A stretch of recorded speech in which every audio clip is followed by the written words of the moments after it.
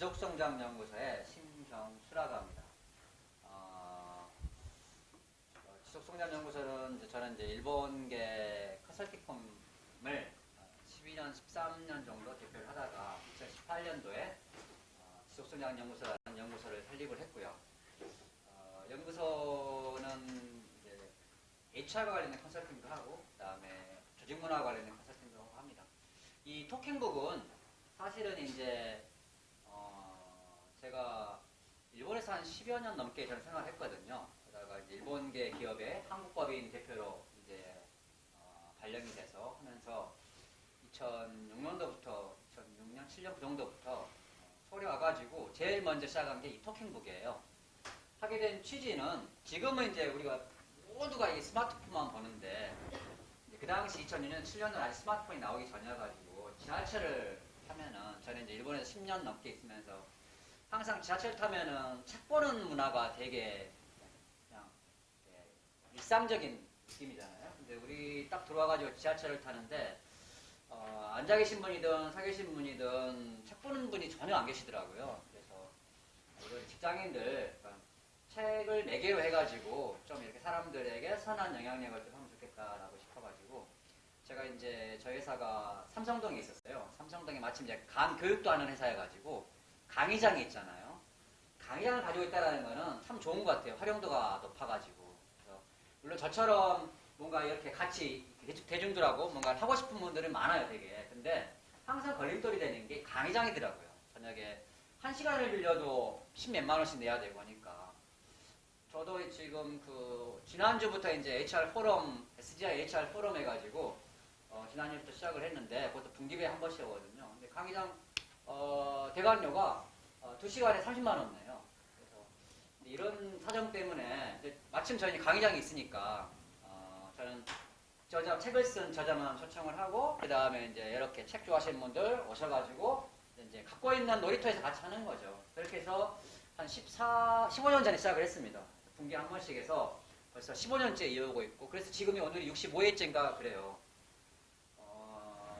저는 이렇게 생각을 합니다. 누가 그냥 가장 인생에 살면서 중요한 게 뭘까라고 누가 물어본다 그러면은, 그러니까 결국은 나중에 잘 되는 사람들의 가장 성공인자가 뭐냐고 물어본다 그러면은 저는 포기하지 않는 꾸준함이라고 저는 말하고 싶어요. 그런 것처럼 이 토킹북도 비록 중간에 우여곡절은 많았지만은 우여곡절을 하면은 이제 제가 일본 회사에서 그만두고 나와가지고 지금의 연구소를 만든 거처가 없이 혼자 방황할 때, 그 다음에 또 나와서 2018, 19년도로 되게 잘 됐어요. 뭐라 그러지? 이걸 우리나라 말로는 오픈빨이라고 하더라고요. 엄청 기존에 알았던 고객들이 많이 찾아가지고 돈 엄청 많이 벌었는데 2020년에 팬데믹 오면서 한 3년간 이제 암흑기로 들어가잖아요. 빙하기로. 그러면서 아무것도 못했죠. 그때 당시에 요 토킹북도 이렇게 못했습니다. 그냥 와서 이렇게 앉아 계시고 저기 카메라로 그냥 사람 없는 상태에서 한 3년을 했어요. 그래도 저는 포기하지 않고 3개월에 한 번씩 꾸준히 해서 아직까지 지금 오프라인에서 이렇게 사람들 같이 대면하면서 한 게 불과 한 몇 개월 전이에요, 사실은. 그래서 저는 이제 조금씩 모아가지고 있지만은 앞으로 토킹북 회원들이 점점 늘어나서 나중에는 굉장히 꽉 찰 거라는 믿음을 변찮고 가지고 있습니다. 저희 회사는 여러 가지 리서치도 하고 있고, 지금 설문 제가 나눠드렸던 거는, 인재경영 마지막 장에 보면은, 월간 리서치라고 그래가지고, 제가 설문해가지고 올리는 글이 있어요. 그래서 항상 직장인들 의식조사 해가지고, 글을 써서 뭔가 인사이트라고 그러잖아요. 인사에 계신 분들한테 이 인사이트 주는 걸 되게 좋아합니다. 그리고 저희 연구소에 또 그게 미션이라고 생각하고 있고요. 그래서 거기 보시면 마지막 장에 이제 월간 리서치라고 해가지고 각장 직장인들의 의식조사해서 올리고 있고, 이것도 이제 서베이 분석해가지고 거기에 올릴 예정에 있습니다. 그 뒤에 보면 있어요. 찾아보시면. 있는데 못 찾는 거예요, 지금. 저희 회사는 sgi.re.kr입니다. 지속성장연구소 치시면은 항상 저희가 분기별 하는 또 HR 포럼, SGI 포럼도 있으니까 한 번씩 와서 회사 홈페이지 오면은 유익한 자료 엄청 많아요. 연구하는 걸 좋아해가지고 엄청 많이 올려놓습니다. 아무튼 제 소개를 이걸로 마치고요. 오늘은 우리 옆에 있는 이인우 박사님. 개인적으로는 친한 후배이기도 하고요. 우리 이 박사님하고는 이제, 석사, 대학원 선후배. 그래서, 굉장히 가까운 사이이기도 하고, 또 제가 때로는 또 조언 구하기도 하고, 간단하게 이제, 물론 본인 입으로 본인 양력상 이야기하겠지만은, 풀문에 계시다가, 어느 날 갑자기 커피 사러 가시다가, 자댕인가요? 네. 자댕으로 가시다가, 그래가지고 여러 가지 쿠폰도 주고, 그 다음에 커피도 받고 선물로 짬짬해 주길래 되게 갖다 주면 와이프가 되게 좋아하더라고요. 되게 좋아했는데, 또 어느 날 갑자기 보니까는 또 다른 데로 옮겼어요. PSI인가요? 네. 네, PSI로 옮기고. 지금은, 홀로 나와가지고 본인의 또 비즈니스를 하고 계십니다. 나오기 전에는, 사실은 이제 나오지 말라고 약간 말렸어요. 왜냐면은, 저도 일본에서 사장을 하면서 느꼈던 건 뭐냐면은, 나와가지고, 좀 상처를 많이 받아요. 평소에 친했던 고객, 이렇게 독립을 했습니다. 일거리 하나 주십시오. 그러면은, 열의 9번 거절합니다. 왜 그럴까 생각을 해보면은, 사실은 이 사람에게 일을 주고 이용했다는 거는 이 사람의 능력을 100%, 이 사람을 보고 주는 게 아니라 이 사람의 능력에 대한 믿음 10%, 90%는 이 사람의 소속 기관을 주고 보는 거더라고요. 뒤에 있는 이 우산. 그래서 큰 기업일수록 그 우산의 힘이 너무 세가지고 밖으로 나오면은 거의 말라 죽습니다. 그래서 나이 50이 넘으면은 절대 나오지 마세요. 나이 나오려거든 30대 나오세요. 40 되기 전에. 그래야지 한 두세 번쯤 밖에서 구르고 펀치 맞고 쓰러지고 자생력이 생겨서 다시 이제 한두 번 쓰러졌다가 이제 설설설설 이제 자기 자생력이 생겨가지고 이제 올라오거든요. 근데 50 넘어서 나오면은 한 번 쓰러지면 못 일어나니까. 여기 계신 분들은 전부 다 아직 되게 좀 탱탱하게 보이시니까 45세, 만약에 나오려거든 45세를 넘기지 마십시오. 그리고 가급적이면은 나오십시오. 가급적이면. 저는 되게 옛날에 그 일본 회사, 예전에 같이 있던 저희 직원도 와 있는데, 예전에 일본 회사 사장을 서울에서 14년을 했어요. 저는 일본 회사 사장, 컨설팅 사장하면서, 그때 제가 착각했던 게 뭐냐면은, 조직이 나를 영원히 보호해줄 줄 알았어요.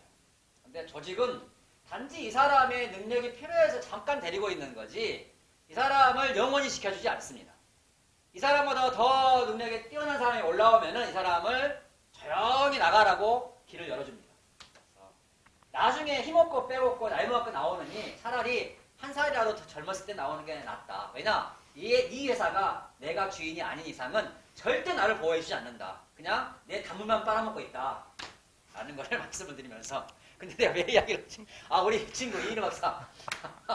PSI 잘 나왔어요, 지금.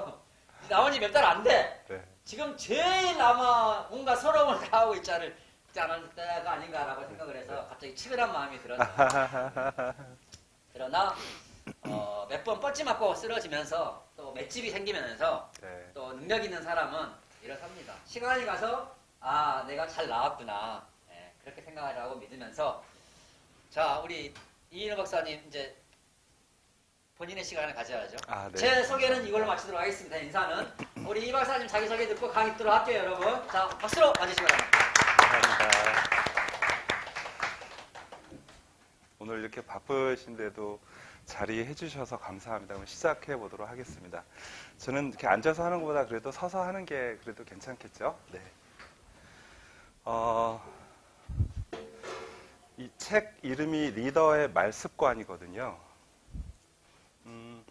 리더의 말습관이라고 하니까 굉장히 그 관심이 많이 가는 주제이기도 한가 봅니다. 네. 시작해 볼게요. 그 리더의 말습관이 좀 관심이 많이 주고 계세요. 그래서 2월 달에 요거 이제 잡지하고 북콘서트를 했던 건데요. 2월 달에 리더스 포럼, 또 2월 달에 인재 경영. 지금 보시는 게 몇 월호죠? 아쉽게도 2월 달에 제가 나왔었었는데, 네. 그리고 스타필드 위례점에서 단독 콘서트를 열어주셔서 영화관을 빌려서 북콘서트를 하기도 했었고요. 탑클래스라고 하는 조선일보 계열의 그 젊은 리더들이 많이 보는 고급 인터뷰 잡지 같더라고요. 탑클래스에서 저를 이렇게 가운데에다가 이렇게 나오게 해주셨어요. 굉장히 좀 당황하기도 했는데요. 오른쪽에 사티아 나델라가 옆에 있어가지고 깜짝 놀라기도 했습니다. 3월 달의 주제가 요즘 리더십이라는 주제였고요. 이 탑클래스에서도 3월 달 주제와 제 책이 참 잘 어울린다라는 얘기를 해주시더라고요. 최근에 이제 방송 출연했다거나 온라인 컨텐츠를 찍은 건데, 이거 휴넷의 그 북러닝 컨텐츠로 들어갔고요. 그리고 지난달에 연합뉴스에도 잠깐 나오기도 했습니다. 15분짜리로 한 2번 정도 나왔었고요. 이건 이제 라이터스룸, 그 다음에 이거는 제가 지난주에 현대경제연구원에서 이렇게 그 이러닝 컨텐츠로 선정이 돼가지고요. 아마 촬영하고 왔거든요. 그래서 4월 중순부터는 현대그룹하고 그 다음에 이렇게 회사들의 이러닝 컨텐츠로 좀 들어갈 예정으로 있습니다. 저 잠깐 소개를 드리면 저는 직장 생활을 한 25년 정도, 정확하게는 한 27년 정도 한 것 같고요. 첫 직장은 농협에서 시작을 했고, 그 다음에 풀무원에서 한 19년 정도를 다녔어요. 그래서 쭉 사원부터 주임 대리과장, 차장, 부장, 수석 부장까지 하고, 그 다음에 이렇게 커피 회사 일하는 곳에, 자댕이라는 곳에 가서 한 2년 정도 이제 전략사업 본부장을 하게 됐습니다. 그래서 그때 저를 만나셨던 분들이 굉장히 행복해 하세요. 제가 그때 만나는 분들마다 커피 선물을 해드렸거든요. 그래서, 그때 만날 걸, 막 이런 분들 많으시더라고요. 그리고 이제 제가 PSI 컨설팅에 가서 한 2년 정도 생활을 하다가 저는 좀 습성이 그런 것 같아요. 그 다리 떨릴 때 나오지 말고 가슴 떨릴 때 떠나야 된다라는 생각을 항상 하고 있어서 제가 이 자댕에서도 임원 생활할 때 회사에서 차도 주고 카드도 주고 꽤 높은 연봉도 주고 했었는데 저는 와이프한테 그런 얘기를 했던 것 같아요. 이게 참 위로 올라갈수록 마름과 같은 것 같다. 그래서 항상 불안하다. 그래서 내가 내 힘으로 뭔가 설 수 있도록 내가 내 사업을 시작해야겠다 싶어서 지금 현재 리더십 인사이트라고 하는 회사를 이제 시작을 했습니다. 시작한 지는 1월 달에 시작했는데요. 참 그래도 운이 좋게 주변에서 많이 알아봐 주시고, 그래도 주변에서 많이 강의도 불러주셔서, 다음 주에는 삼성에도 이제 강의를 들어가기로 예약도 돼 있고, 그래서 요즘 그렇게 행복한 삶을 좀 살고 있습니다. 저는요, 리더의 말습관에 따라서 여기 좀 뭐가 들어갈 것 같으세요? 조직 생활에서 굉장히 많은 걸 느꼈거든요.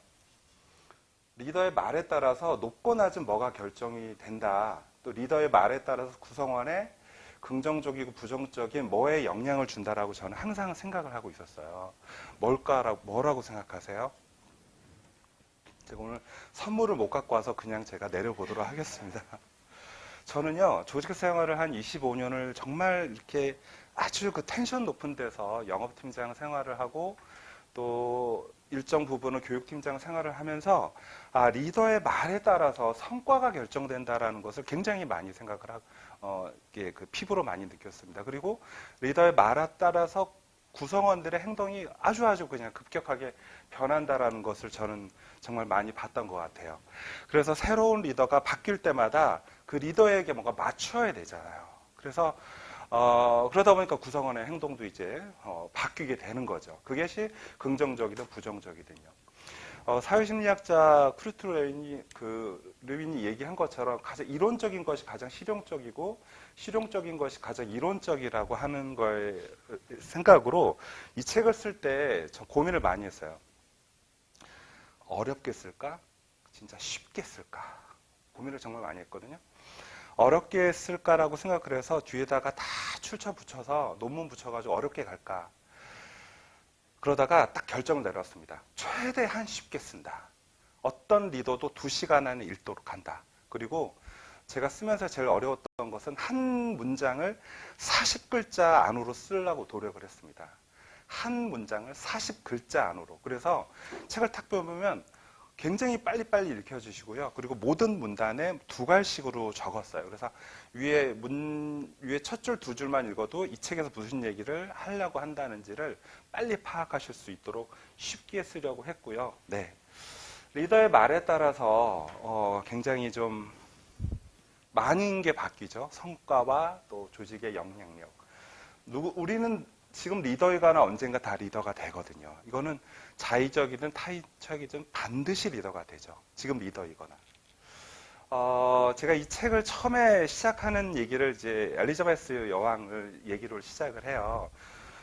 우리 영국에서 제일 여왕을 오래 하셨고 우리나라에도 굉장히 익숙하신 여왕이시죠. 근데 이분의 이제 아버지가 계신데 조지 6세신데 이분이 말더듬이셨어요.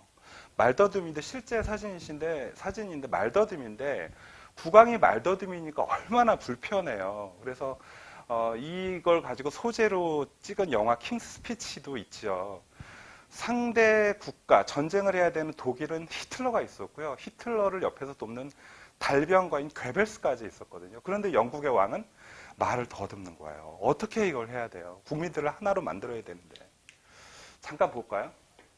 엄중한 분위기 속 한 남자가 연설을 하기 위해 많은 사람들 앞에 섭니다. 빨간 신호에 맞춰 연설을 시작해야 하는 순간 더듬어요. 말을 못해요. What is the purpose of this? It's the classic approach. It cures demosthenes. The Emperor.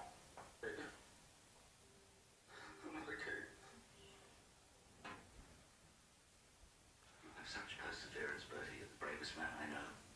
You make a bloody good king. 그래서 연습을 해요. Promise to do so. This country is at war with Germany. 그리고 드디어 첫 연설을 시작합니다. In this grave, power for each one of you, as if I were able to cross your threshold. With one and all, we keep resolutely faithful to it prevail. Stand it on the W. Have to thread in the field. 그렇게 버티는 진정한 왕이 되며 영원히 끝이 납니다. 그러니까 말은 더듬었지만 끝까지 전쟁통 속에서도 버킹엄 궁을 떠나지 않거든요. 그래서 국민들의 절대적 지지를 받죠. 말을 더듬어도요, 사실 이 말 더듬는 그 말 속에는 사실은 리더십은 담겨 있는 거였습니다. 그래서 제가 이 책 이름을 지을 때 리더의 말습관으로 할까, 리더십을 담은 말습관으로 할까, 이런 고민을 많이 하기도 했습니다. 그래서 이 책에서는요, 리더는 유창한 말이면 좋겠지만 유창하지 않아도 된다. 하지만 진정성 있는 리더십을 담은, 리더를 위한 말을 위해서 리더십을 담은 말이 필요하다라고 이 책을 시작하고 있어요. 우리는요, 기본은 기초라서 먼저 배우는 게 아니고요, 중요하기 때문에 먼저 배운다고 하거든요. 그래서 리더에게는 말습관이 너무너무 중요하다고 생각을 합니다. 좋은 성과도 좋은 관계도 리더의 말습관에 따라서 저는 달라진다고 생각을 합니다. 그래서 이 책에서는요, 크게 두 가지로 나누고 있는데요. 첫 번째는 일이 어떻게 하면 잘 될 수 있을까? 그래서 일이 술술 잘 풀리는 방법으로 이렇게 리더의 좋은 말습관을 구분하고 있어요. 그래서 여러 가지가 있는데요. 좀 빠르게 한번 가보도록 할게요. 리더가 좋은 말습관을 가지려면 첫 번째는 소통은 기본이 돼야 된다라고 하면서 이 두 가지 메시지를 제가 이 두 개의 글자를 놓고 얘기를 합니다. 그래서 이 책을 읽으신 독자님들은 저한테 이메일을 보내세요. 재밌다. 아니, 리더의 말습관이라고 해서 딱 폈는데 말하는 게 아니라 들으라고 경청이라는 단어가 있다는 거예요. 그래서 여기 보게 되면은 귀로 듣고 눈으로 보고 마음으로 들으라는 말이 있잖아요. 그리고 기울경자에도 사람이 이렇게 상대방 머리 쪽으로 기울여서, 이게 머리 혈자잖아요. 그리고 이게 비수비자인데요. 사람의 말이 비수처럼 빨라서 상대방 쪽으로 이렇게 기울여서 들어야 제대로 된 경청이다. 그래서 저는 리더분들 만나면 가장 좋은 말습관은 가장 잘 듣는 게 우선이다라고 얘기를 드리고 있습니다. 그리고 이제 두 번째는 그런 얘기를 해요. 리더의 좋은 말습관은 오냐오냐 화려한 말 이런 게 아니라 리더의 말은 잘 경청하고, 두 번째는 리더의 말 속에는 비전을 정확하게 설명할 수 있는 말이어야 된다. 그래서 구성원들이 혹시 구름을 보고 있다라고 하면 리더는 구름 뒤에 있는 태양을 볼 수 있어야 된다. 그 태양은 미션이고 비전이고, 이 구름이 지나고 나면 이 태양을 볼 수 있다. 미션과 비전을 달성할 수 있다는 것을 구성원에게 설명할 수 있어야 된다. 근데 그 설명하는 것은요, 이렇게 설명할 수 있어야 된다. 우리가 아파트의 조감도를 보듯이 아주 구체적이고 이게 눈에 그려져야 된다. 만약 이런 아파트가 있으면 가보고 싶고 구입해보고 싶고 그리고 한번 자세히 보고 싶고 안에 거주해보고 싶고 이런 생각이 들지 않아요. 그렇게 리더는 구체적이고 아주 디테일하게 구성원에게 설명할 수 있어야 된다. 이런 얘기를 좀 해주고 있습니다. 그리고 이제 세 번째가 리더의 긍정적인 말 습관에 대해서 얘기를 하고 있어요. 우리 그런 거 있잖아요. 그 리더분들께서 회사에서 이런 말 쓸 수 있잖아요. 야, 그거 해봐도 안 되겠는데 그걸 왜 하니? 아니 뭐 한다고 해서 그게 뭐 달라지겠어? 또 이렇게 됐네. 뭐 이런 경우가 있거든요. 근데 그걸 바꿔서 해보자 할 수 있어. 조금만 더 하면 목표 달성할 수 있다. 이번엔 한번 더 잘해보자. 이런 말이 구성원에게는 다르게 느껴진다는 거죠. 아마 우리 이 얘기를 듣고 이 강의를 듣고 있는 우리 리더분들께서도 과거에 내가 만났던 리더께서 어떠한 말 습관을 나에게 썼는지를 생각해 보신다라고 하면 조금 더 잘 느껴지실 겁니다. 일상에서도 그렇죠. 가정에서도 당신 왜 그 모양이야? 전생에 내가 무슨 죄를 져가지고 다른 집 아내들 봤어? 이거 가지면 부족해. 이런 말하고 당신 잘하고 있어. 내가 복이 많아. 당신이 최고야. 이것으로 만족해. 이런 말하고는요. 달라진다라는 거죠. 분위기 자체가 달라지거든요. 그래서 이런 얘기를 좀 하면서 이제 그 어니스트 헨리 셰클턴 얘기도 좀 해놨고요. 이거 아마 다 아실 거예요. 리더가 어떤 긍정적인 말과 행동을 하느냐에 따라서 2년 동안 고립되어 있는 27명의 대원이 다 구조되잖아요. 다. 한 명도 남기지 않고요. 대단한 거죠. 최근에 굉장히 쇼츠로 이게 굉장히 그 인기가 있었던 영상이거든요. 잠깐 보실까요? I'm going to show you something this morning about life. This is basically represents my color of life. During life, you're going to get, and that's going to just shoes up your life a little bit, so, and then that's what life comes like. If I spend all my time just trying to focus on getting that shit out of there, right? I could spend as much time as I want doing this, just focusing on getting these little bits of stuff out of here. Now I can spend all my time sitting here trying to get these little things out, taking out all the good stuff with it. Or, let me show you a trick. Just put more good stuff in. Stop focusing on the bad stuff. Because the more good stuff you put in there, the clearer your water's going to become. Okay? 그래서 이 영상이 이제 어떤 거였냐면 긍정적인 걸 많이 해라. 많이 담으면 부정적인 게 줄어든다. 그래서 저희가 되게 재밌게 봤습니다. 네. 그래서 이 책에서는 그래요. 리더는 긍정적인 말을 좀 써야 된다. 그렇다고 제가 얘기하는 건 낙관주의하고는 좀 다른 얘기입니다. 그러니까 안 될 거 뻔히 알면서도 아유 잘 될 거야. 이게 그냥 잘 될 거야. 그냥 아유 데뷔되면 잘 될 거야. 이거는 그냥 낙관 그거 아니고요.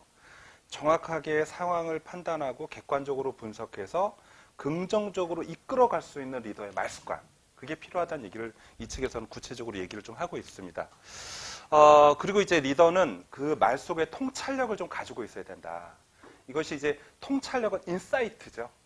이 일을 딱 봤을 때 처음부터 끝까지를 한 번에 딱 깨트고 이렇게 한번 가봅시다 라고 하는 통찰력을 갖고 있어야 된다. 근데 그 통찰력은 어떻게 가질 수 있는 걸까? 이런 얘기를 이 책에서 하고 있어요. 그래서 통찰력은 플랜 C를 계속 반복적으로 하면 이 안에서 만들어진다.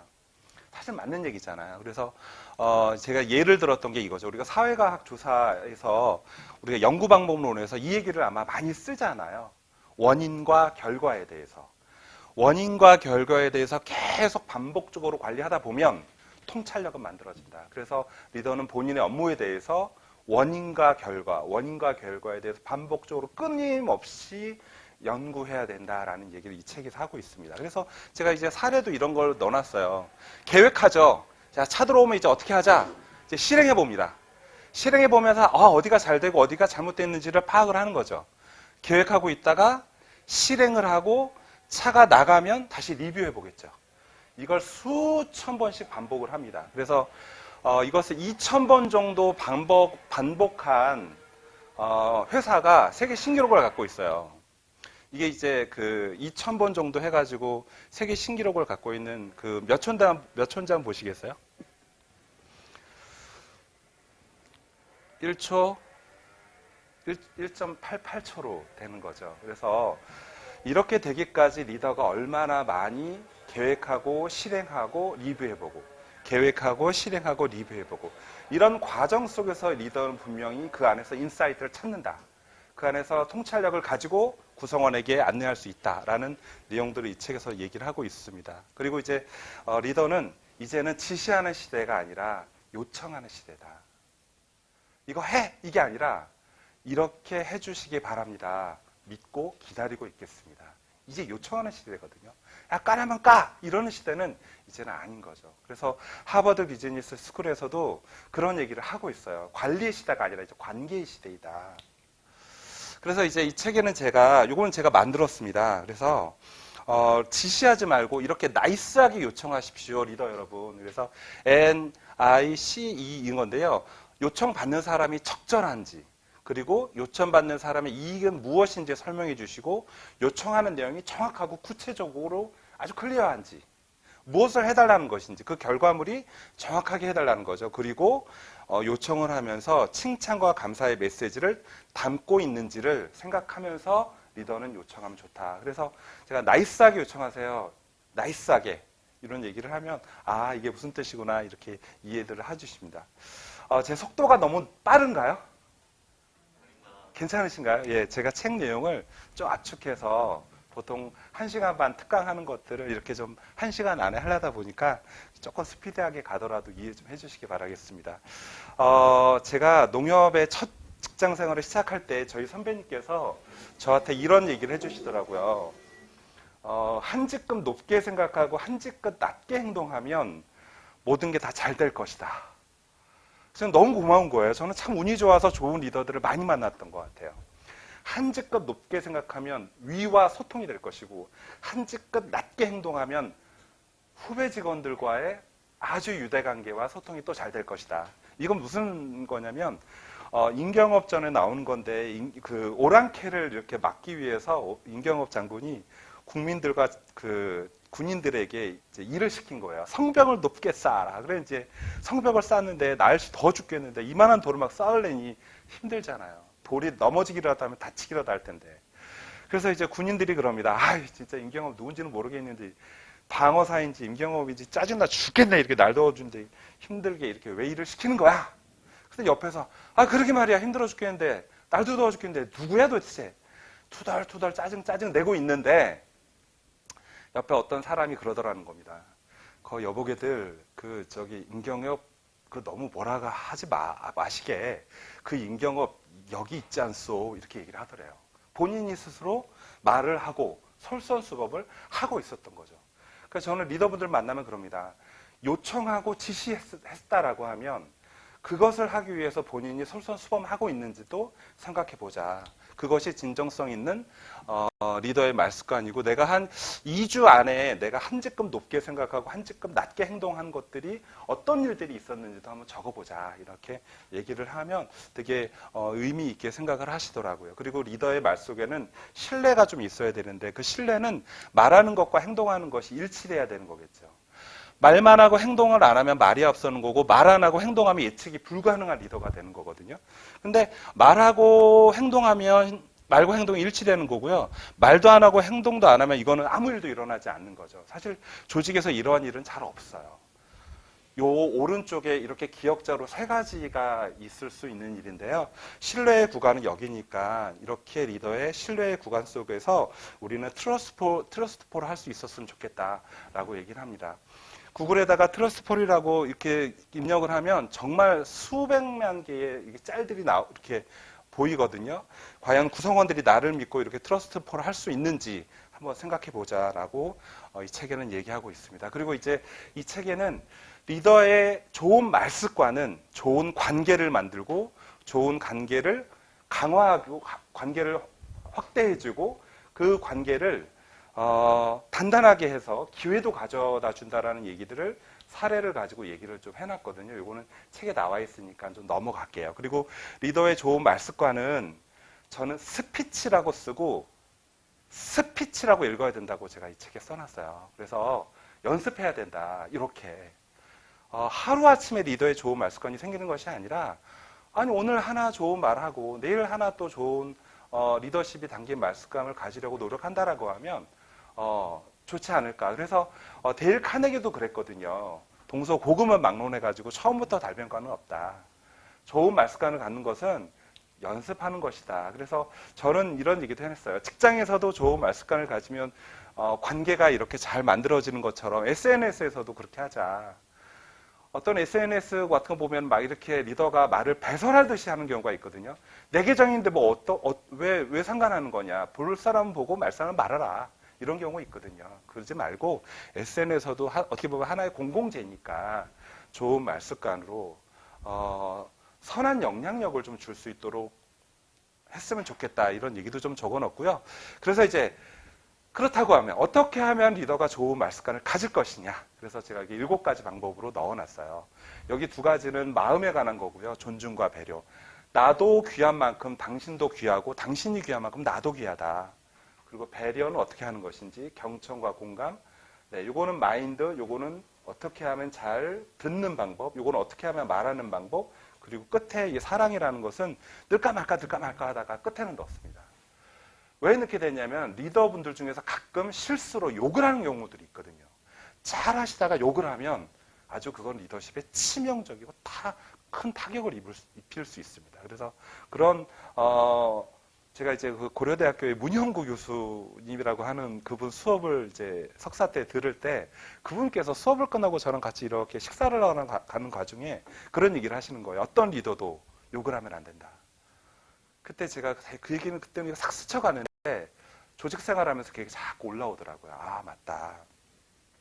그래서 사랑의 마음을 갖고 있으면 욕하지 않거든요. 그 얘기를 좀 넣어놨고요.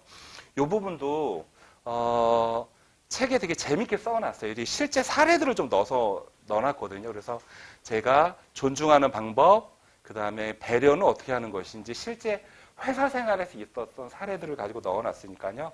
한 번씩 보시면 재미있게 보실 수 있을 것 같습니다. 그리고 경청하는 방법 아까 넣어놨잖아요. 그죠? 공감하는 방법도 넣어놨고요. 논리, 그죠? 논리 있게 좀 얘기하자. 이런 얘기들도 제가 좀 넣어놓고 했습니다. 그리고 배경을 잘 설명하면서 말하는 것이 리더의 좋은 말습관이고, 그 다음에 사랑을 담은 말을 좀 가지고 하자. 이런 얘기들을 좀 넣어놨고요. 이 책이 좀 재미있는 게 리더가 좋은 말습관을 갖기 위해서 이런 방법들이 있습니다라고 쭉 읽으면서 뒷부분에 가면 이게 들어있습니다.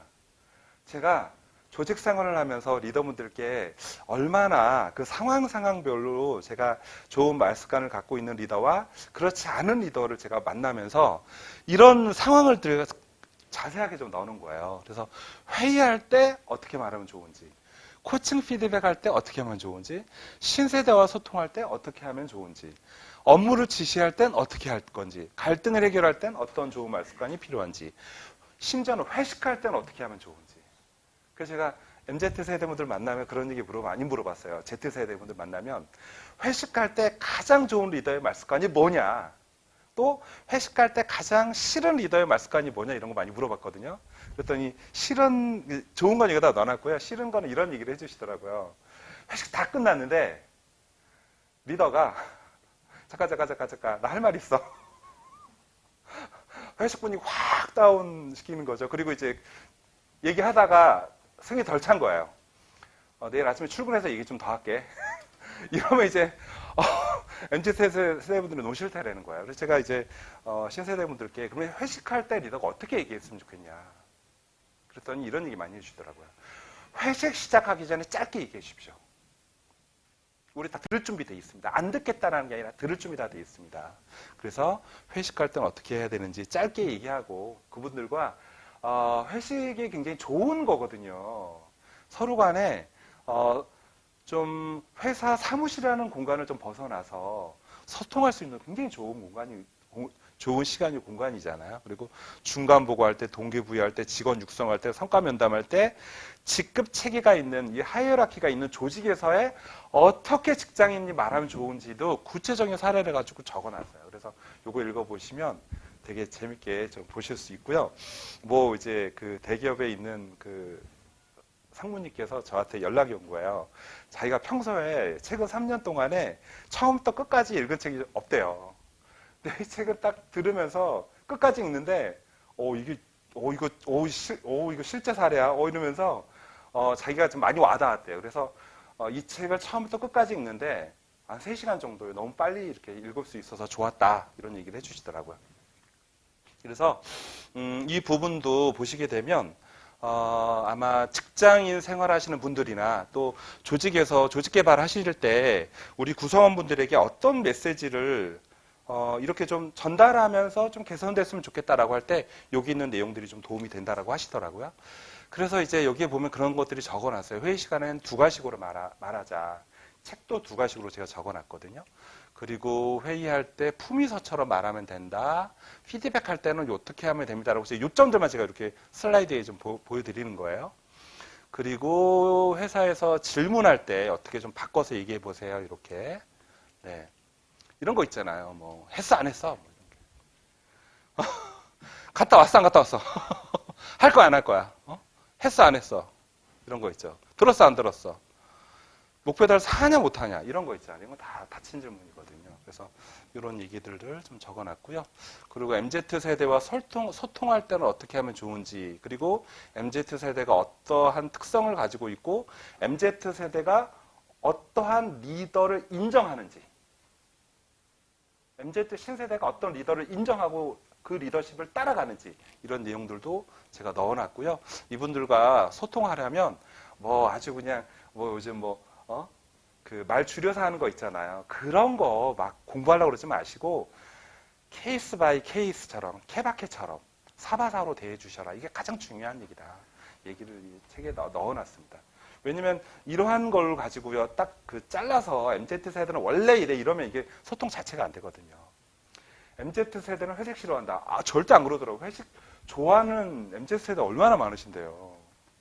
MZ세대는 칼퇴근한다? 끝까지 자기를 마무리하고 가는 MZ세대 되게 많으세요. MZ세대는 책임감이 없다. 절대 그렇지 않습니다. 제가 교육 가면 쉬는 시간에도 자기 일을 끝까지 몰입하는 MZ세대 되게 많이 봐요. 뭐 이런 것들. 자, 그래서 이제 관찰할 때 이런 내용들도 책에서 제가 스스로 체크해 보실 수 있도록 했고요. 그 다음에 이제는 관리의 시대가 아니라 관계의 시대이고 지시하는 게 아니라 요청하는 시대입니다라고 제가 이 책에 다시 한번 반복적으로 써놨고요. 어떻게 하면 말하면 좋은지도 제가 여기다가 적어놨습니다. 지시를 하게 되면 문제 해결자가요, 리더가 돼요. 그냥 구성원은요, 그냥 시키는 것만 하는 사람이 돼버려요. 근데 요청을 하잖아요. 그러니까 문제 해결자는요, 구성원이 돼요. 주인이 된다고요. 지시를 하면 일방향이 되고요. 요청을 하면 쌍방향이 되거든요. 수직적 관계가 수평적 관계로 바뀌거든요. 그래서 이런 내용들도 좀 넣어놨고요. 그래서 갈등을 해결하는 방법들에 대해서도 이렇게 좀 넣어놨습니다. 네, 그래서 좀 보면 재미있게 보실 수 있으실 것 같아요. 네, 그래서 이 책에 이렇게 좀 넣어놨고요. 그리고 이제 마지막 에필로그 부분에 이제 좀 에필로그 조금 가기 전에 이 내용을 좀 넣어놨습니다. 리더가 회사에서도 좋은 말 습관을 갖는 건 참 중요하겠죠. 당연하겠죠. 그런데 저는 이 책을 쓸 때 그 생각이 지금 많이 났거든요. 저희 어머님께서 옛날에 그런 얘기를 많이 하셨어요. 야, 인우야, 집 안에서 새는 바가지 바깥에서 안 셀 것 같아? 집에서 안 새야 바깥에서도 안 새는 거야. 혹시 그런 말씀 어머니들께서 좀 하셨어요? 저희 어머니는 왜 그 얘기를 이렇게 많이 하셨는지 제가 집에서 많이 새는 바가지였나 싶기도 하고, 그리고 저희 어머니 그런 얘기 많이 하셨거든요. 친구 잘 사귀어야 된다. 이런 얘기도 많이 하셨고요. 밥 흘리지 말고 먹으라 그러고, 왼손으로 숟가락 띄지 말고 오른손으로 뜨라고 하던 어머니가 그런 얘기를 많이 하셨어요. 그래서 저는 이 책을 쓸 때 리더가 회사에서도 좋은 말습관을 가져야 되지만 그러면 가정에서는 어떻게 하실 건데요? 저는 가정에서는 개판치는 말습관을 가지고 있는데 회사에서 좋은 말습관을 가지고 있다? 전 그거 거짓말이라고 생각합니다. 그래서 제가 고위 리더분들을 만나면 이분 이런 얘기를 좀 많이 해요. 가정에서의 진정한 리더가 되어셔야 된다. 그래서 제가 첫 번째 질문을 드려봐요. 가정에서 저희는 자식이기도 하고 부모이기도 하고 부부이기도 하거든요. 보통 리더분들은 30대 중반부터 45세 뭐 여기에 많이 걸려 있으시거든요. 자식이 20대면 부모는 50대고요. 자식이 30대면 부모가 60대예요. 자식이 40대가 되는 리더분들은 부모님이 70이에요. 이제 내가 50이 되면요. 부모님은 80이 되세요.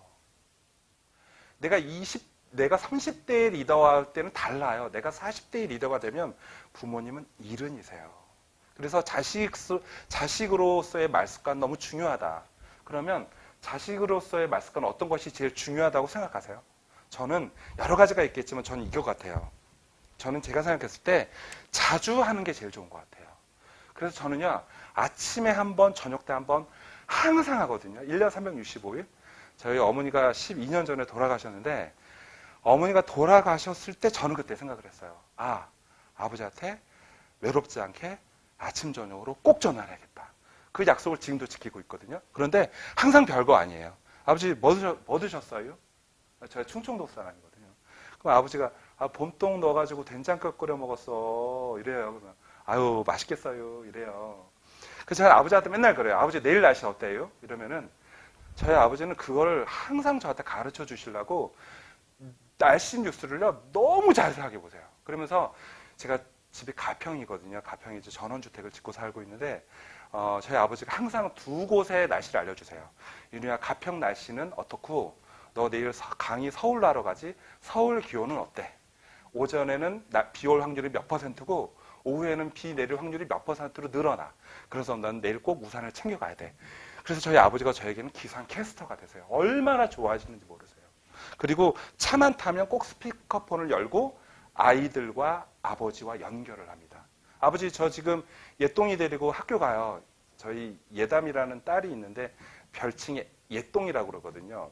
큰애는 상혁인데 그 별칭을 상똥이라고 불러요. 그래서 아버지 지금 상똥이 데리고 지금 대학교 면접 보러 가요. 그러면 제 아버지가 그냥 몇 번에 무슨 몇째의 보약을 해드리는 것보다 그냥 손주 손녀하고 잠깐 통화하는 거 있잖아요. 그때 너무 좋아하시는 거예요. 상혁아, 할아버지가 나중에 맛있는 거 사줄 테니까 떨지 말고 대학 면접 잘 보고 와. 그럼 저희 아이들이 처음엔 그렇게 어색해 하더라고요. 아빠 이거 뭐라고 해야 돼? 그냥 할아버지 안녕하세요. 예똥아 할아버지 어떻게 해야 돼? 할아버지 사랑해요. 요만 하면 다 된다. 저는요 자식으로서의 말습관, 리더로서의 말습관 별거 아니지만 저는 리더분들께 추천합니다. 아침 저녁으로. 제가 물어봐요. 리더분들은 아버지 어머니한테 언제 전화하셨어요? 그랬더니 어떤 리더는 그러더라고요. 나 너무 반성된다. 나 1년에 2번밖에 전화 안 하는데. 좀 우리는 바뀌어야 된다고 저는 조금 생각을 하고요. 자, 두 번째입니다. 부부로서의 말습관도 되게 중요할 것 같아요. 리더는 왜? 리더가요 이제 40살이 되면요 아이들은 사춘기가 오고요. 조금 지나면 아내는요 이제 남자 기준으로 봤을 때 아내는 갱년기가 와요. 남자는 갱년기가 안 올 것 같죠. 남자도 40대 후반이 되면 갱년기가 와요. 그러면 부부로서의 말습관도 필요하거든요. 어떤 말습관이 제일 좋을까요? 제가 봤을 때는요. 그냥 고맙다는 말습관이 제일 좋고요. 고맙다는 말습관과 잠깐만 참으면 되는 것이 부부로서의 좋은 말습관이라고 생각이 들어요. 제 친구 중에 하나가 한 번은 저를 찾아와서 그러는 거예요. 이누야, 내 고민 좀 들어봐. 들어봤어요. 그랬더니 핵심 내용은 그거예요. 이혼해야겠다. 그래서 제가 그랬어요. 이혼하지 말아라. 잠깐만 참으면 된다. 내가 이혼이 나쁘다는 게 아니라 네가 그 마음 나한테 한 달 있다가 한번 찾아와서 똑같은 얘기를 한번 해줘봐. 그 마음이 지금 마음과 똑같은지. 그래서 한 달 있다가 왔어요. 또 이혼해야겠대요. 한 번만 더 생각해봐. 또 한 달 있다 또 왔어요. 그 친구가 그러는 거예요. 야, 이누야, 모두가 내 친구들이 이혼하라고 그랬는데 너만 이혼하지 말라고 그러더라. 왜 그랬어? 아니, 나 너한테 이혼하지 말라는 게 아니라 잠깐만 참아보라는 얘기를 한 거야. 그리고 고맙다라는 사람이라고 한번 생각을 해봐. 그리고 평소에 힘이 되는 말을 한번 해봐. 이런 거죠. 이거는 제가 아내에게 제가 부탁한 거예요. 이렇게 얘기해 달라고. 당신한테 고마워, 사랑해요. 당신 좀 쉬어. 괜찮아, 이까짓 거죠. 뭐 밥은 잘 먹었어? 강의하러 다니는데 밥은 잘 먹었어? 살살해 무리하지 말고 당신은 참 성실해, 꼼꼼해. 이게 제 아내가 저한테 해주는 말이거든요. 이건 제가 아내한테 해주는 말이에요. 당신 덕분이야, 앞으로 잘할게. 당신 닮았어. 이거 좋은 의미입니다. 이거 좋은 의미입니다. 이거 제가 가로 열고 일부러 써는 거예요. 이거 당신 믿어, 이겨낼 거야. 당신 제일 멋있어. 당신 참 대단한 것 같아. 이런 얘기. 그리고 세 번째가 이겁니다. 이제 부모로서의 말습관인 것 같아요. 사춘기죠. 이제 제가 이제 이 책 에필로그에 딱 그 얘기를 해놨어요. 예. 저는 쭉 리더분들이 다 많지만 그래도 40대 리더, 30대 후반과 40대 리더분들께 이 책을 바치고 싶습니다. 대한민국의 고 연령대의 리더가 제일 많거든요. 40대 중후반에 조금 빨리 승진한 분들은 임원으로 가 계시고, 보통은 그냥 팀장으로 많이 계시니까, 자, 부모로서의 말씀과 이제 자녀들도 조금씩 커요.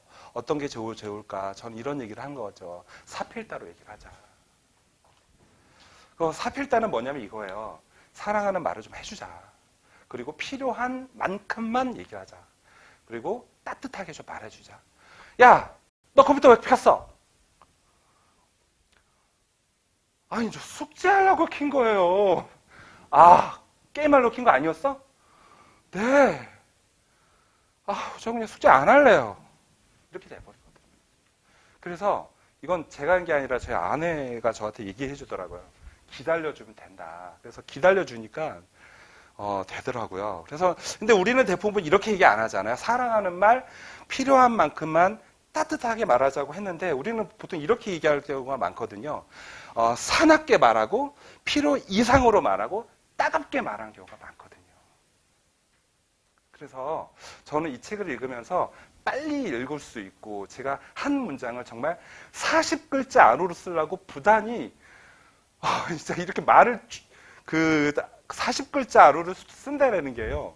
야, 이게 쉬운 게 아니더라고요. 그래서 나중에 이제 에디팅 해주시는 그 천그루 숲이라고 하는 에디터 분께 제가 그랬어요. 리더분들이 시간이 없는 분들이니까 책값은 가장 싸게. 그래서 책값이 제일 쌀 수 있는 게 15,300원이라고 그러더라고요. 그리고 가장 빠르게 읽을 수 있는 단문 형태로 다 바꿔주십시오. 제가 쓴 거를 많이 잘라주십시오라고 해가지고 이렇게 했습니다. 그래서 이제 마지막 그 에필로그에 이렇게 적어놨습니다. 40대 리더 여러분, 끝이 있는 직장 생활엔 준비가 답이고 끝이 없는 인생에서는 공부가 답인 것 같습니다. 공부해야 됩니다. 그래서 주말은 도대체 뭐 하시는지 5일을 일하고 토요일, 일요일을 쉬는데 우리가 토요일, 일요일을 다 쉬시는지 아니면 하루는 공부하고 하루는 그냥 정말 컨디션을 위해서 쉬시는 것인지 서울대학교 산업공학과의 이면우 교수께서 제가 정말 무서운 사진이어서 이걸 가져올 수는 없었는데요. 영안실 이론을 얘기를 하셨어요. 작년에 내 모습과 지금의 내 모습이 헤어스타일과 옷 입는 것만 바뀌고 아무것도 변하지 않았다고 하면 그 사람은 영안실에 누워있는 시체와 똑같다 얘기를 했거든요. 제 얘기가 아니라 서울대학교 산업공학과의 이면우 교수님이 얘기하신 겁니다. 그래서 저는 직장인분들께 항상 그 얘기를 합니다. 계속 공부하셔야 된다. 어쩔 수 없다. 그 공부가 대학원의 공부가 이것만 아니고요. 무언가 내가 조금이라도 오늘보다 더 나아지는 뭐 장사의 기술을 배우든 또 내 전문성을 더 전문성 있게 할 수 있는 무언가를 또 배우든 아니면 그것도 아니라고 하면 내 전문성을 내 인사이트를 더 높여갈 수 있는 나보다 더 잘하고 있는 전문가를 만나든 이런 것들을 통해서 끝이 있는 직장 생활을 꼭 준비하셔야 됩니다. 그리고 공부하셔야 됩니다. 이런 얘기를 하고 있습니다. 그러면서 당장 회사를 그만두시라는 얘기가 아니라 내가 하고 있는 업무에서 정말 성과를 내놓으셔야 그리고 내가 그 다음에 넥스트로 갈 때 이 성과를 가지고 자신 있게 무언가를 할 수 있습니다. 그래서 지금의 자리에서 꼭 성과를 내어 주십시오라고 에피글로코에서 적어놓고 있습니다. 이렇게 제가 40분 정도 해서 리더의 말습관 한 권의 책을 처음부터 끝까지 쭉 말씀을 좀 드렸거든요. 좀 이렇게 빨리 얘기하다 보니까 좀 두서없이 얘기를 한 것 같은데요. 이야기 잘 들어주셔서 정말 감사하고, 약간 생각해 보니까 인사도 안 하고 시작한 거 있죠. 너무 제가 이게 시간이 짧다고 생각해서 시작할 때 인사도 못 하고 시작한 것 같아요. 어쨌든 제 얘기 잘 들어주셔서 정말 감사합니다.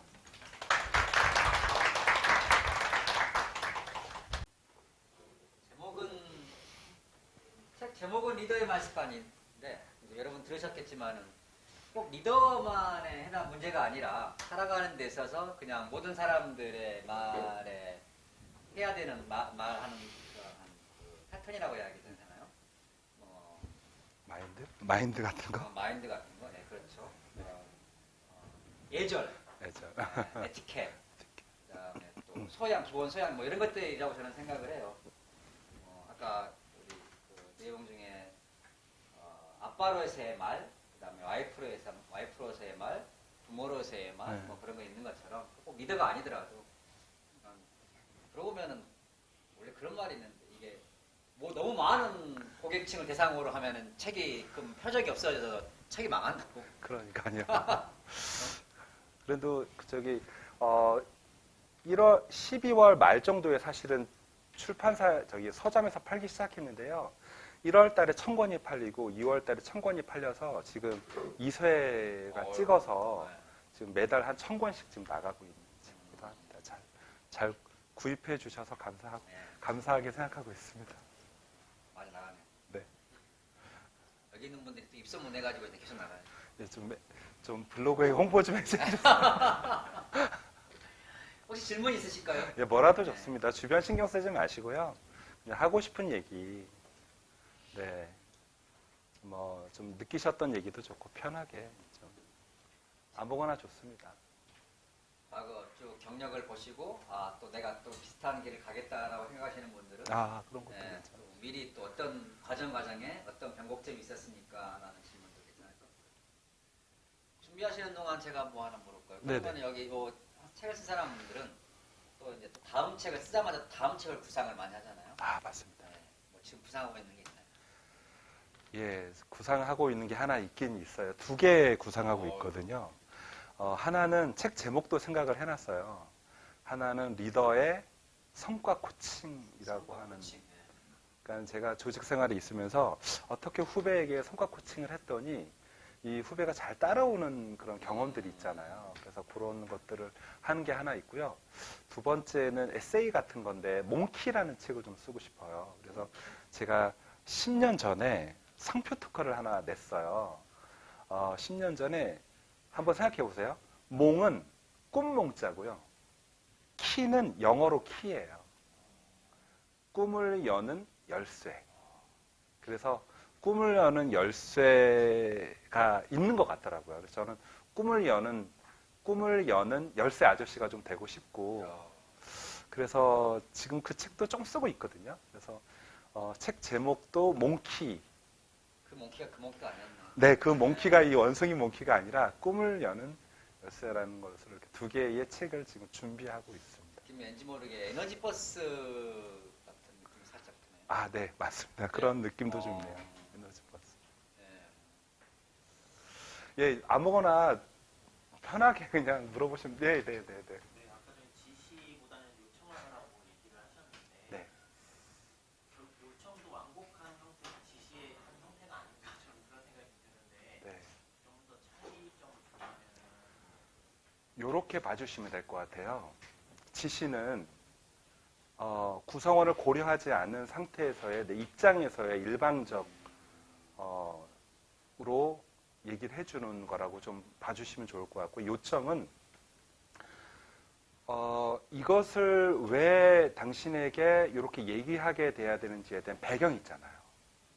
이 배경을 설명해주고 구성원이 그것을 이해한 상태에서 내가 이것을 하면 나에게 어떠한 이득이 생기고, 그리고 그것을 요청받으면서 리더가 구성원에게 고맙다라는 그 메시지와, 그리고 제일 중요한 것은 그것을 요청에 대해서 내가 잘해줄 것을 믿고 기다리고 있다라는 것을 표현해 준 거. 그것이 지시와 요청의 약간 좀 경계가 좀 불명확할 수도 있지만 그런 입장에서 저는 좀 적었다고 좀 생각해 주시면 될 것 같아요. 이것 좀 해! 이게 아니라 이렇게 해주기를 제가 좀 기대해도 되겠습니까? 이러한 배경에서 그런 뉘앙스로 이 책에는 담아놨다고 좀 이해해 주시면 좋을 것 같습니다. 전제 조건이 있습니다. 이 요청, 지시가 아니라 요청이 스무스하게 내가 받아들이기 전까지는 전제 조건이 내 마음속에 부처님이 한 10분은 계셔야 돼요. 가면 갈수록 이게 상대방이 그렇게 요청한다고 잘 안 해. 요청이라는 게 밑에 있는 부하, 뭐 후배라든지 부하직원한테 하는 거잖아요. 그렇죠. 네네. 그렇죠. 맞아요. 근데 원하는 만큼 아웃풋이 나오냐면 그게 아니니까 서로 간에 공감대 형성되고 원하는 게 왔다 갔다 하기 전까지는 많은 시행착오를 거쳐야겠죠. 제가 이제 그런 맥락인데요. 제가 이제 만났던 리더 두 분이 계신데 한 분은 그 일방적인 짓이었어요. 계속 저에게. 근데 한 분은 이제 새로 오신 임원분이 계셨는데 저에게 항상 이메일을 보내실 때 이 팀장 이렇게 해주길 내가 믿고 기다리고 있을게. 이 팀장 내가 요청을 하게 되는데 이러한 맥락으로 인해서 당신이 적임자인 것 같아. 이거 잘해줄 수 있다고 난 생각해. 내가 언제까지 기다리고 있을게. 굉장히 저의 자존심을 높여주면서 야, 내가 이 정도 리더라면 내가 정말 목숨 바쳐 일할 수 있겠다라는. 그래서 제가 그때 그 리더분의 두 분을 보면서 이제는 지시가 아니라 요청이구나라는 생각을 좀 많이 했어요. 여기서 또 그러면 이어지는 질문인데요. 그러면은 그분은 네. 원래 처음부터 그러한 매너와 예절을 가지고 있었던 걸까요? 아니면 후천적으로 학습에 의해서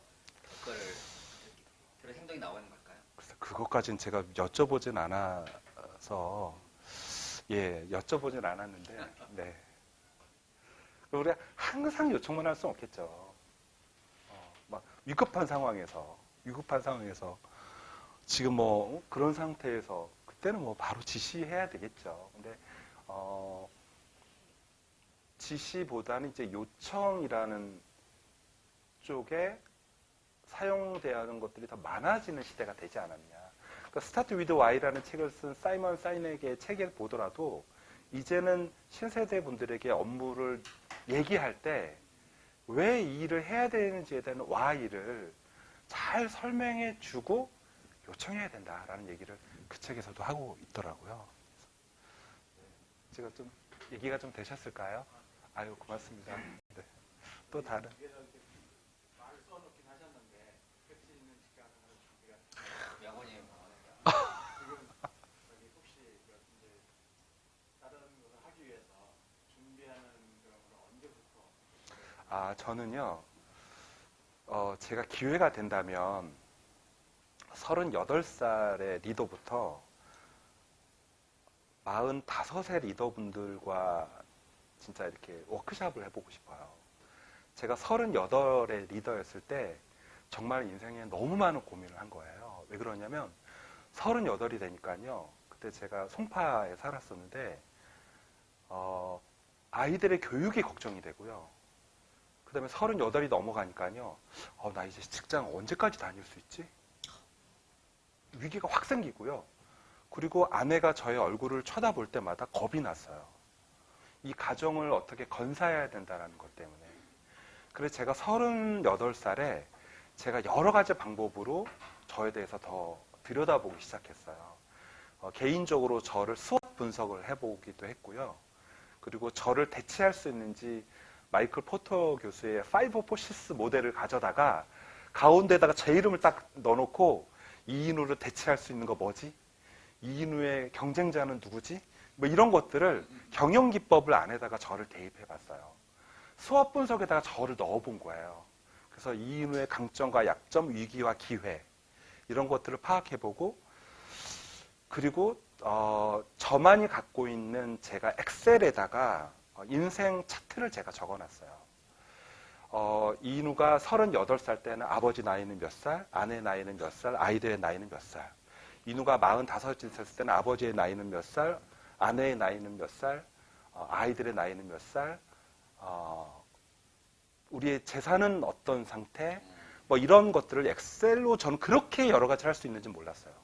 그렇게 하면서 제가 40살 딱 됐을 때 제가 확신을 딱 합니다. 나는 직장을 퇴직하고 나서 강사가 되겠다. 그때 생각합니다. 그래서 40살에 준비를 하기 시작했고요.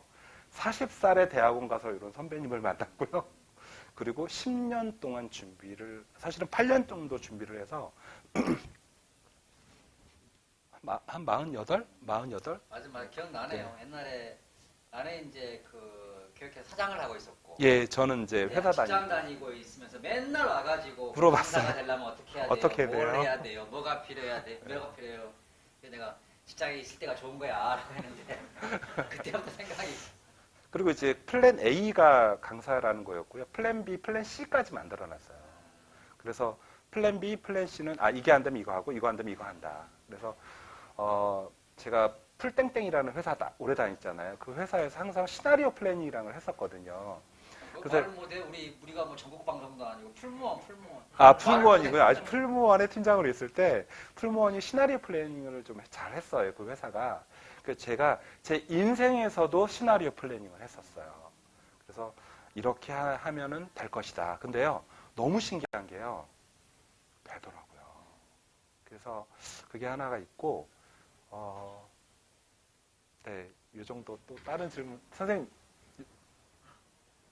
또 궁금하시면 이따가 제 명함 드릴 테니까 또 질문해 주시면. 네. 또 다른 질문 멀어도 좋습니다. 저는 이런 시간이 좋아서 강의 좀 빨리 끝내고요. 이런 대화가 좋더라고요. 네, 선생님. 다른 것들도 많잖아요. 조직 문화나 뭐 이렇게 인간 HR을 하다 보면은 다른 거에 주목하는 게 많이 있을 수 있는데 네. 리더의 말 습관, 그 말에 대해서 주목을 하시게 된 이유가 있어요. 정말 좋은 질문이신 것 같아요. 제가 연합뉴스에 가서 인터뷰를 할 때 그때 이제 이동우 기자께서 저한테 질문을 하신 거예요. 리더십이라고 하는 책 안에서 리더의 말, 리더의 언어라는 것만 툭 끄집어내가지고 이렇게 책으로 쓸 줄 몰랐다. 왜 그렇게 했느냐. 좀 똑같은 질문을 해주셨거든요. 저는 조직 생활을 이렇게 하면서 리더십의 영향력을 어떤 걸로 가장 많이 받을까 생각해 봤더니 리더가 평소에 하는 말이더라고요. 미팅 때나 회의 때나 밥 먹을 때나 어쩔 때 항상 리더의 말에 따라서 내가 움직이더라고요. 근데 리더의 말이 너무너무 중요한데 리더의 말을 이렇게 해야 된다라고 하는 얘기들은 좀 있더라고요. 그런 책은. 근데 어느 상황에서 어떻게 해야 된다라는 가이드라인을 제시하는 책은 안타깝지만 저는 없었어요. 그래서 제가 이 책을 쓰면서 아까도 말씀드렸다시피 어렵게 써볼까? 진짜 쉽게 써볼까? 그러다가 지금 이렇게 딱 쉽게 써보기에 저는 너무 잘하겠다고 생각을 했고 앞으로도 리더의 말습관에 대해서 이 책에 사실 이만큼 담았다가 저희 그 출판사에서 미안하지만 이렇게 쳐내더라고요. 저 그때 얼마나 속이 상하던지. 근데 다음에도 이런 거에 비슷한 또 성과 코칭이나 또는 모르겠어요. 아직 제목은 아직 확정은 못했는데요. 아직까지 한 70%는 그 정도인데 그런 이름입니다. 잘라낸 것들을 그냥 안 버리고 또 모아놔요. 또 나중에 써. 우리가. 그런가요? 네. 일단 모아는 놨습니다. 절대 못 버려 그거. 네, 못 버리겠더라고요. 또 나중에 또 써먹을 때가 있어요. 그래서 이제 그런 이유로 이렇게 리더십의 부분 중에서 리더의 말 언어라는 걸 끄집어내서 했고요. 조금 더 리더분들과 이렇게 만나면서 더 다양한 얘기를 해서 제 생각뿐만 아니라 리더의 좋은 말 습관에 대해서 다른 리더분들의 얘기를 좀 담아보고 싶어요. 네. 좋은 질문 해주셔서 감사합니다. 네. 우리 좀 제일 영해 보이시는데 무슨 질문? 우리 여자. 이쪽 어떻게 이쪽 네. 여기 계신 분 중에서는 제일 영해 보였어요. 이쪽은 어떻게 하시려고요? 영한 관점에서 봤을 때 뭐가 또 다른 생각이 나올지도 모를까 생각이. 네네네. 사주실 게 할 거죠?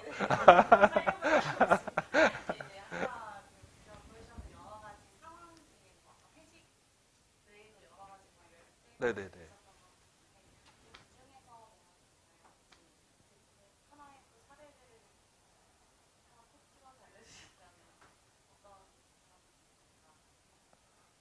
그 상황에서 가장 기억에 남는?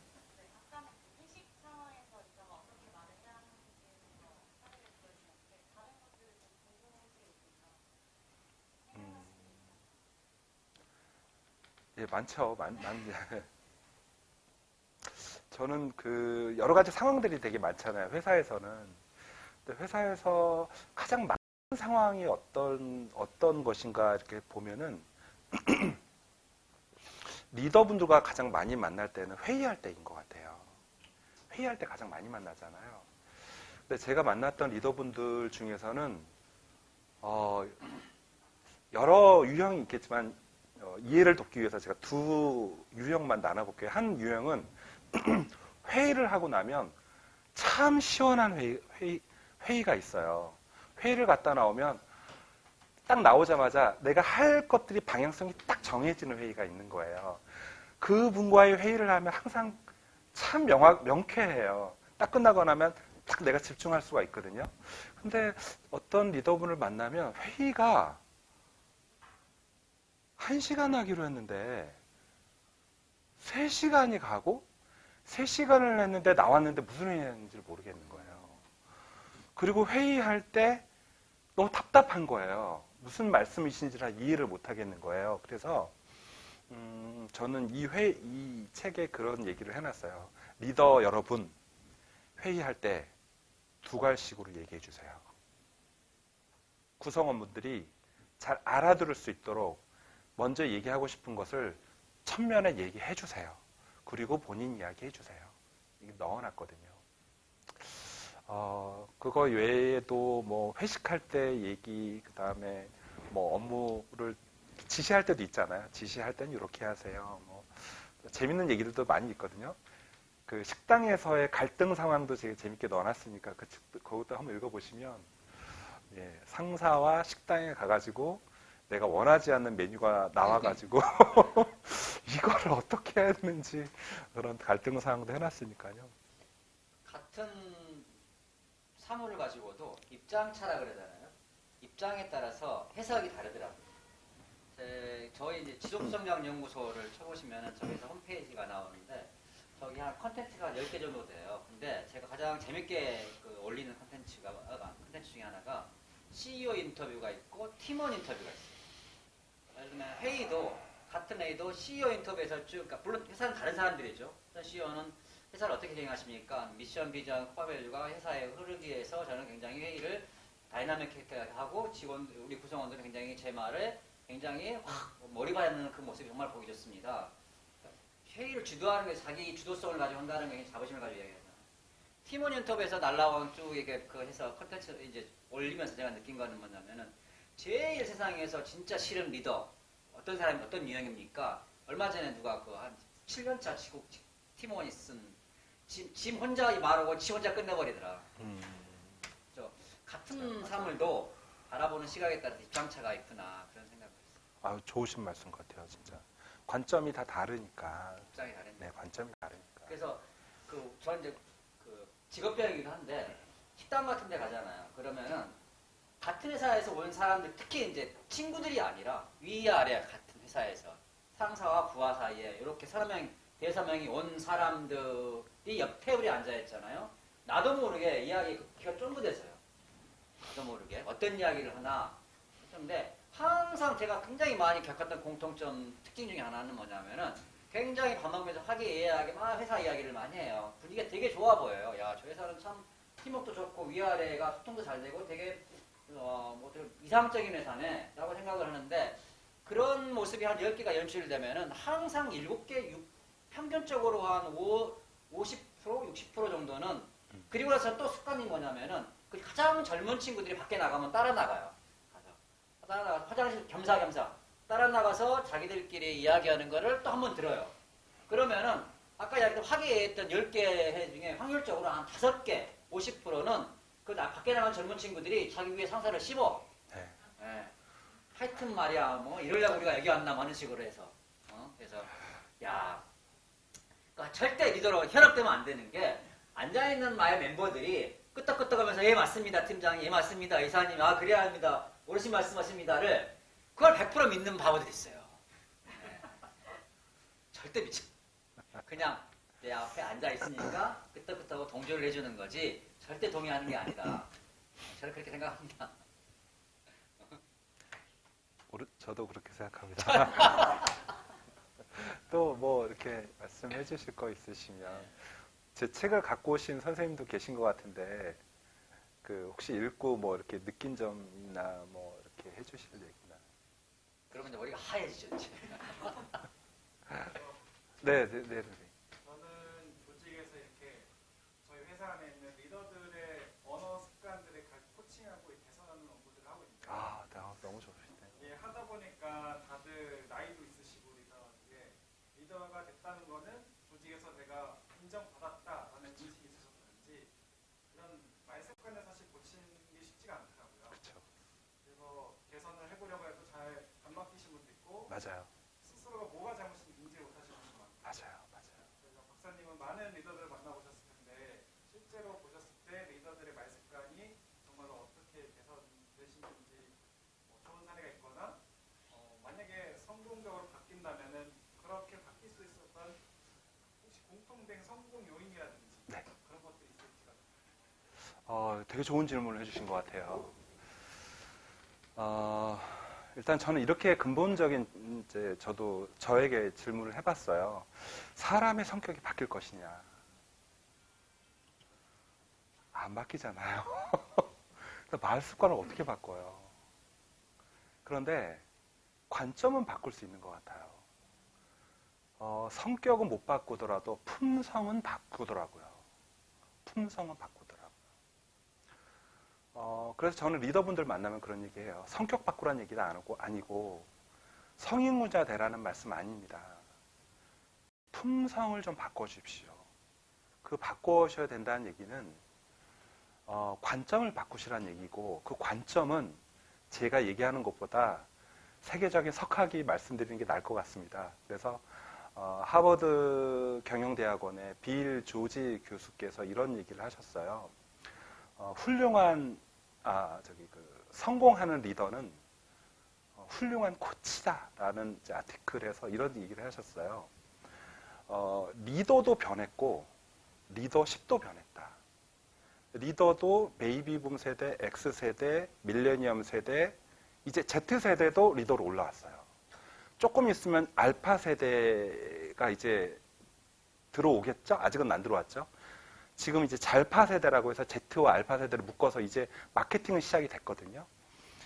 근데 이제 리더도 시대에 따라서 변했고, 리더십도 카리스마적인 통제형 리더십에서 이제는 코치형 리더십으로 바뀌었거든요. 자, 그러면 나는 옛날에 리더와 리더십을 그냥 고수할 거야. 이런 관점보다는 시대가 바뀌었으니까 나도 좀 바꿀 거야. 그러면 말 습관도 변하시겠습니까? 안 변하시겠습니까? 제가 이제 이런 말씀을 드리면 대부분의 리더분들이 생각을 좀 바꿔주시더라고요. 이렇게 좀 답변이 되셨을까요? 예, 혹시 저한테 명함 주시면 제가 그 아티클 보내드리겠습니다. 네, 그 아티클 참 읽을만한 아티클이라서. 네. 자, 이제는 이 정도에서 이 정도로 하실까요? 네. 너무 잘 들어주셔서 네, 감사합니다. 자, 여러분 다시 한번 감사드리고요. 65회 다음 66회 SGI 토킹북. SGI는 이제 지속성장연구소의 약자고요. 토킹북도 사실 이것도 제가 5년차 하지만은 작년에 특허를 받았어요. 3표 등록. 와. 3표 등록해서 다른 데서 모방해 쓰고 있길래 다음 달에 저 여기 오겠습니다. 3표 등록했고요. 그 다음에 항상 분기 한 번씩 3, 6, 9, 12 합니다. 6월 달은 6월 첫째 주 월요일 날 할 겁니다. 벌써 오늘 섭외를 끝냈습니다. 6월 첫째 주 할 거고 하여튼 다음 6월 첫째 주에 여러분 또 뵙는 걸로 하겠습니다. 자, 여러분 함께해 주셔서 대단히 감사합니다. 고맙습니다. 감사합니다.